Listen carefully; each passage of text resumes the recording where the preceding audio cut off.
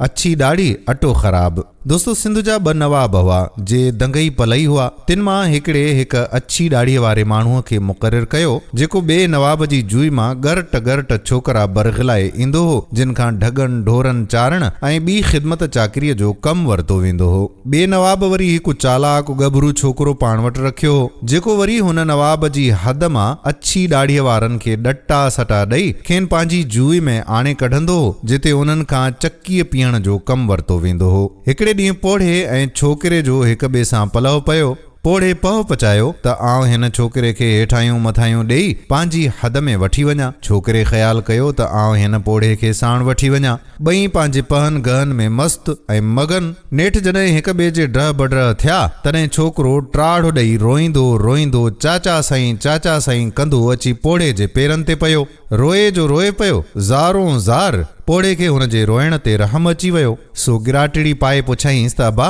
रो न, ख़बर कर त रोई छो थो। छोकिरे ॾाढो ढंग पेच ऐं फंद सां छंद करे चयो त चाचा साईं, बाबो वीचारो राह रबानी वठी वियो, अम्मा ऐं 3 भेनरूं छॾे वियो आहे। ॾोकड़ पैसो ऐं ॿनी ॿारो बि आहे, पर संभाले केरु। अम्मा चयो त पुट तुंहिंजो चाचो हितां रुसी हलियो वियो आहे, उनखे ॻोल्हे फोले अच। 10 पंध ऐं जेकी पार पता ॾिना अथसि से सभु चाचा तो में आहिनि, सो महिरबानी कर हाणे हल ऐं हली सार संभाल लह।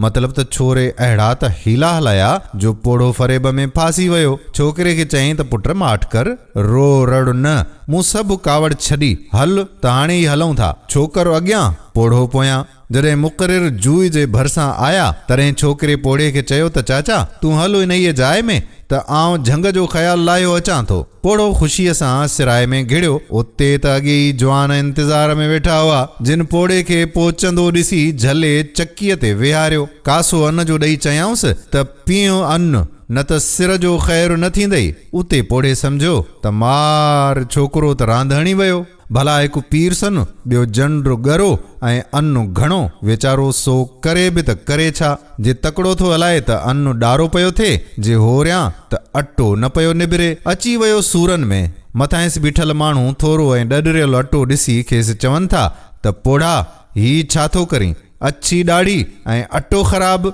मतलब जॾहिं को कमु कंहिंजी लियाक़त मुताबिक़ कयल न ॾिसण में ईंदो आहे तॾहिं ईअं चइबो आहे त अच्छी दाढ़ी अटो ख़राब। दोस्तों हिन चवणीअ जे बारे में अव्हां छा ॿुधो आहे ऐं छा सोचियो आहे, कमेंट बॉक्स में ज़रूरु ॿुधाइजो। ईंदड़ वीडियो ताईं पंहिंजे मीज़बान क़ादिर बख़्श कल्होड़े खे मोकल ॾियो। अल्लाह वाही।